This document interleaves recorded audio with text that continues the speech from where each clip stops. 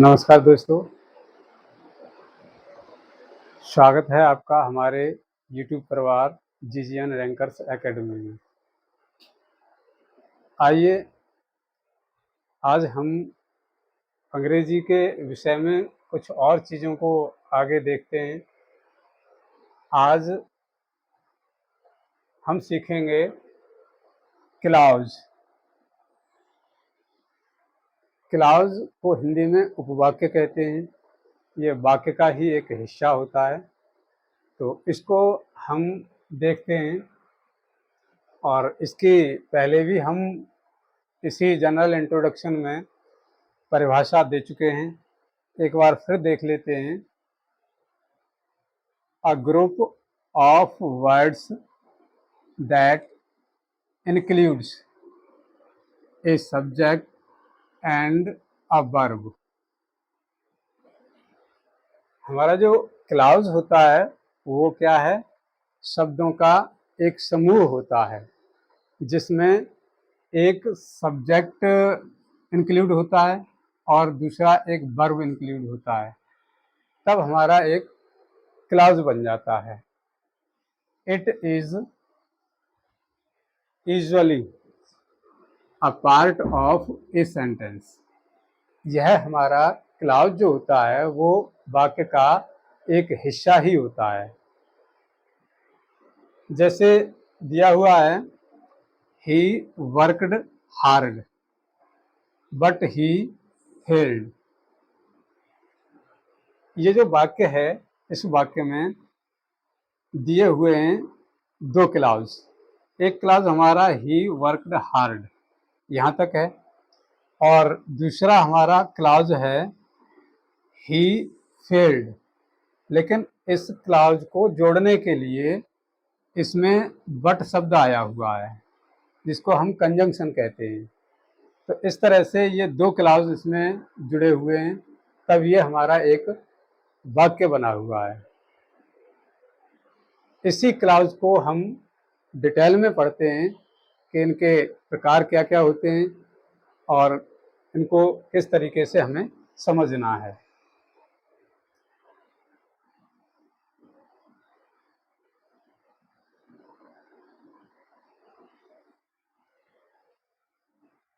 देखिए, kinds of clause.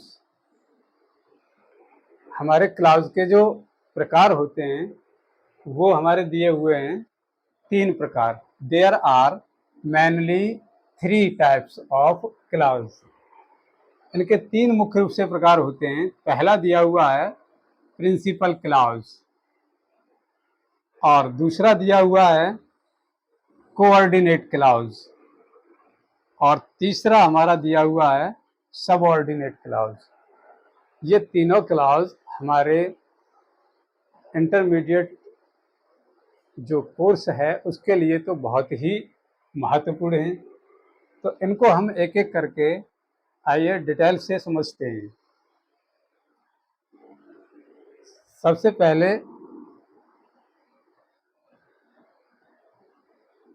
हम देखते हैं प्रिंसिपल क्लॉज।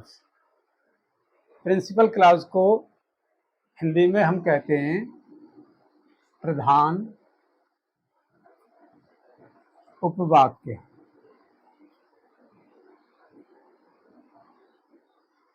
प्रधान उपवाक्य, या इसको हम मुख्य उपवाक्य भी कह सकते हैं। प्रधान उपवाक्य को समझते हैं। A clause can stand by itself as a complete sense is called principal clause और मेन क्लॉज। एक ऐसा क्लॉज जो अपने आप में पूर्ण भाव प्रकट करता है उसको हम प्रिंसिपल क्लॉज कहते हैं, या इसको दूसरे नाम से हम मेन क्लॉज भी, मुख्य उपवाक्य भी कह सकते हैं। आइए देखते हैं इसमें महत्वपूर्ण क्या है। पहला पॉइंट दिया हुआ है, it is independent in sense. यह सेंस के आधार पर अगर देखा जाए, इसको भाव के आधार पर अगर देखा जाए, तो यह पूर्ण रूप से इंडिपेंडेंट होता है। इंडिपेंडेंट का मतलब है बिल्कुल स्वतंत्र क्लॉज होता है। दूसरा पॉइंट दिया हुआ है, no connecting word is used before it. इस क्लॉज के पहले कोई भी कनेक्टिंग वर्ड नहीं आएगा। कनेक्टिंग वर्ड का मतलब इसको जोड़ने वाला, जो कंजंक्शन की तरह प्रयोग होने वाला कोई भी शब्द नहीं आता है। यह इसलिए अपने आप में स्वतंत्र होता है, इंडिपेंडेंट होता है। उदाहरण के लिए देख लेते हैं, I am sure that you will pass. मुझे विश्वास है कि तुम पास हो जाओगे।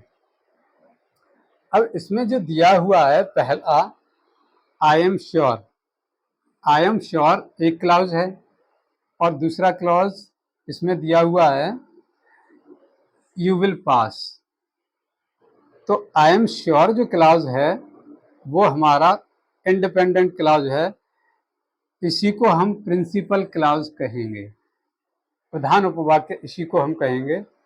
और जो दूसरा वाला है वो है दैट। अब दैट से ये स्टार्ट है, तो दैट यू विल पास, कि तुम पास हो जाओगे। तो ये यहाँ कनेक्टिंग वर्ड दैट आ गया है। तो इस तरह से ये जो जोड़ने वाला, दोनों क्लॉज को जोड़ने वाला जो दैट आ गया है, तो दैट से स्टार्ट होने वाला जो क्लॉज है वो सबऑर्डिनेट क्लॉज है, वो दूसरा क्लॉज हो जाता है। तो जो क्लॉज पूर्ण रूप से स्वतंत्र है, अपना भाव पूर्ण रूप से व्यक्त कर रहा है, वह हमारा प्रिंसिपल क्लॉज कहलाता है। और जो किसी कनेक्टिंग वर्ड से स्टार्ट हो रहा है वो हमारा सबऑर्डिनेट भी हो सकता है और दूसरा भी कोई हो सकता है। इसके बाद देखते हैं अगला, कोऑर्डिनेट क्लॉज। कोऑर्डिनेट क्लॉज हमारा दूसरा क्लॉज होता है, जिसको हम कहेंगे संयुक्त उपवाक्य। अब इसमें जो मुख्य चीज है वो ये है कि coordinate clause is that which have equal parts which joins with coordinating conjunction। Principal clause को देखें तो उसमें जो क्लॉज होता है प्रिंसिपल, वो पूर्ण रूप से स्वतंत्र होता है, वो किसी अन्य क्लॉज पर निर्भर नहीं होता है।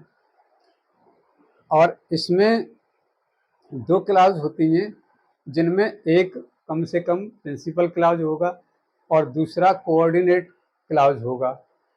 तो कोऑर्डिनेट क्लॉज में हमारा कोई न कोई कंजंक्शन आता है, जो उदाहरण के लिए इसमें दिया हुआ है, not only she dances but she sings also.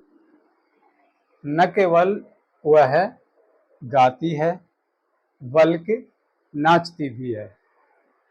तो इसमें जो दोनों क्लॉज होते हैं वो लगभग इंडिपेंडेंट ही होते हैं, लेकिन कनेक्टिंग वर्ड नॉट ओनली के साथ जो दूसरा वर्ड होता है बट ऑल्सो, उससे जुड़ा हुआ है।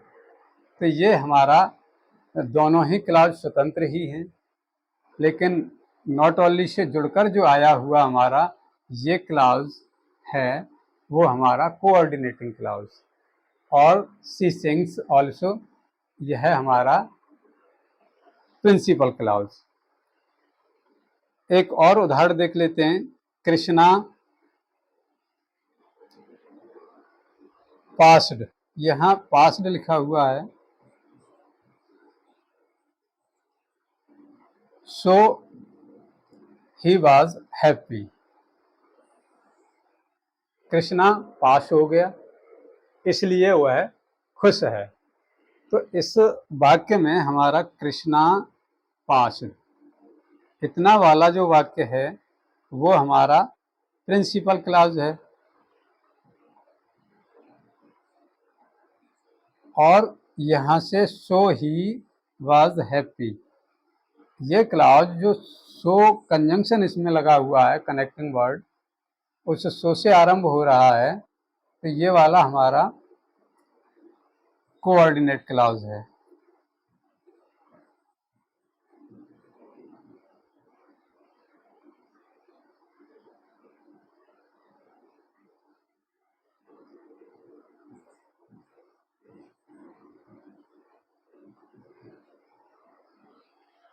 तो इस तरह से दो क्लॉज से मिलकर के ये सेंटेंस बना हुआ है, जिसमें एक प्रिंसिपल क्लॉज होता ही है और जो दूसरा है वो कोऑर्डिनेट क्लॉज है।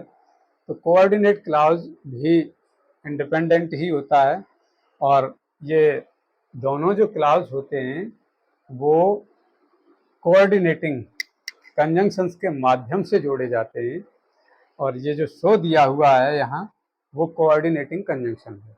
तो इस तरह से हमारा कोऑर्डिनेट क्लॉज हो जाता है। इसके बाद तीसरा जो है वो है सबऑर्डिनेट क्लॉज। ये क्लॉज हमारे लिए इतने महत्वपूर्ण हैं कि इनको हम अगर अच्छी तरह से समझ लेते हैं तो कोर्स में हमें बहुत ज़्यादा दिक्कत नहीं होगी करने में। इसलिए यहाँ तीसरा जो दिया हुआ है सबऑर्डिनेट क्लॉज, इसको देख लेते हैं। A clause can not stand by itself, एक ऐसा क्लॉज जो अकेला अर्थ नहीं दे सकता, स्वयं अकेला प्रयोग नहीं हो सकता, but it depends on an other clause, लेकिन वह किसी अन्य क्लॉज पर निर्भर रहता है, तब हम उसको कहते हैं इज कॉल्ड सबऑर्डिनेट क्लॉज। तब हम उसे सबऑर्डिनेट क्लॉज कहते हैं। कहने का अर्थ है कि जब दो क्लॉज दिए हों और उनमें एक क्लॉज दूसरी क्लॉज पर निर्भर हो जाता है उसके सेंस को समझने के लिए, तो वहाँ हमारा सबऑर्डिनेट क्लॉज होता है। एक connecting word subordinating conjunction is used before it.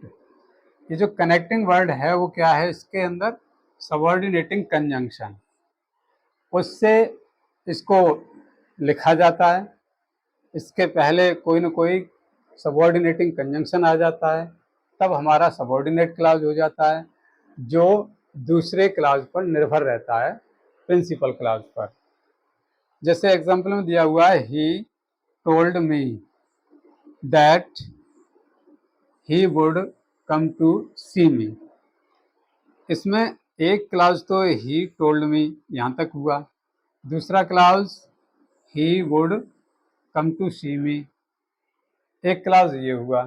तो इसमें पहला जो दिया हुआ है वो हमारा प्रिंसिपल क्लॉज है, ये वाला, ये पीसी वाला है, और ये जो है ये सबऑर्डिनेट क्लॉज है। तो ये क्लॉज दैट कंजंक्शन से जुड़ा हुआ है, और जो दैट कंजंक्शन है वो हमारा सबऑर्डिनेटिंग कंजंक्शन है। तो ये क्लॉज अपने सेंस को पूरा समझने के लिए इस क्लॉज पर निर्भर रहता है। तो ही टोल्ड मी, उसने मुझसे कहा, दैट कि ही वुड कम टू सी मी, तो वह मुझे देखने आएगा या मुझसे मिलने आएगा। तो वह मुझसे मिलने आएगा, वो इस प्रिंसिपल क्लॉज पर निर्भर है, इसलिए इसमें जो क्लॉज आता है वो डिपेंडेंट क्लॉज माना जाता है, ये दूसरे क्लॉज पर निर्भर रहता है। और प्रिंसिपल क्लॉज अपने आप में पूर्ण स्वतंत्र होता है, और कोऑर्डिनेटिंग क्लॉज के दोनों ही जो सेंटेंस होते हैं वो अपने आप में स्वतंत्र ही होते हैं, जो पूर्ण अर्थ प्रदान करते हैं। इस तरह हम इन कंजंक्शन के माध्यम से, कोऑर्डिनेटिंग और सबऑर्डिनेटिंग कंजंक्शन के माध्यम से इन क्लास को समझ लेंगे। और इसके साथ साथ जब सिंथेसिस का कोर्स आता है तो उसमें इनका बहुत ज़्यादा महत्वपूर्ण अभिनय रहता है इनको समझने के लिए, इसलिए इनको हमें बहुत अच्छी तरह से समझ लेना है। और इसके बाद हम अब आपको हाई स्कूल एवं इंटर के सिलेबस के अकॉर्डिंग एक एक पॉइंट को कराते चलेंगे। धन्यवाद।